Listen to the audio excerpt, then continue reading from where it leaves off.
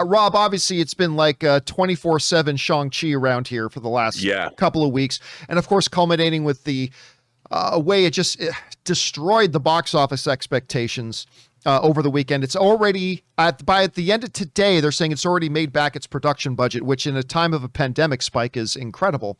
But add another little feather in its cap, as it's now going around that Shang-Chi, now you guys will remember that Rotten Tomatoes a year or so ago, they changed, well, almost 2 years ago now, they changed their setup of how they rate audience ratings. Because it used to be like on IMDb, people could just go and review bomb positively or negatively without ever having seen the film. But now, as of a couple of years ago, Rotten Tomatoes built in a system where the only verified people who actually bought tickets to the movies can go and register an audience rating. Well, right now, with over 5,000 audience ratings in, Shang-Chi has become the highest audience-rated comic book movie of all time. I think it's right now sitting at 98%, few percentage points over Spider-Man Far From Home and a few other movies like that. Now, listen, that is not saying that Shang-Chi is the greatest comic book film of all time. That's not what this is saying.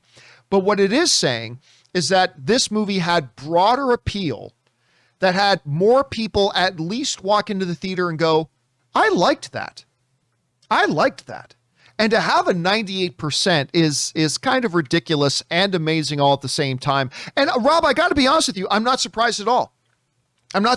Because one of the things when I started talking about Shang-Chi, Rob, on this show, I said, listen, obviously, I think it's the best comic book movie since Logan and things like that.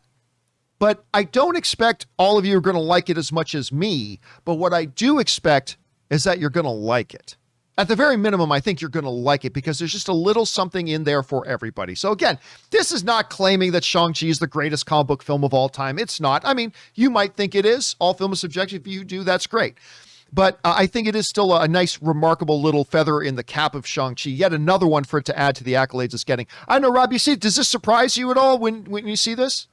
No, because, I mean, the movie, like we've been saying, I was wildly entertained by this. It's by Shang-Chi. It surprised me. The trailers didn't tell me that it was a wuxia film like Crouching Tiger, Hidden Dragon. I think, from the very beginning, I was enchanted by this movie. And I think, it's why you go to the movies. And I think a lot of people felt the same way. I think they might have been expecting something a little bit more conventional. And they were treated to a film that touches on many different genres. It's a buddy friend movie that turns into a fantasy film, that turns into a martial arts movie, that turns into a superhero movie, and it's just a delightful confection. And it's why we all go to the movies, man. And I think that it deserves all of its accolades. I agree. I mean, obviously I agree. We've talked about it ad nauseum, but anyway, guys, question is for you. What do you think about that little fact that came out? I'm not actually surprised. I just think there's a little something in this for everybody to have a good time watching it. How do you guys feel about it? Jump on down to the comment section below and let us know your thoughts.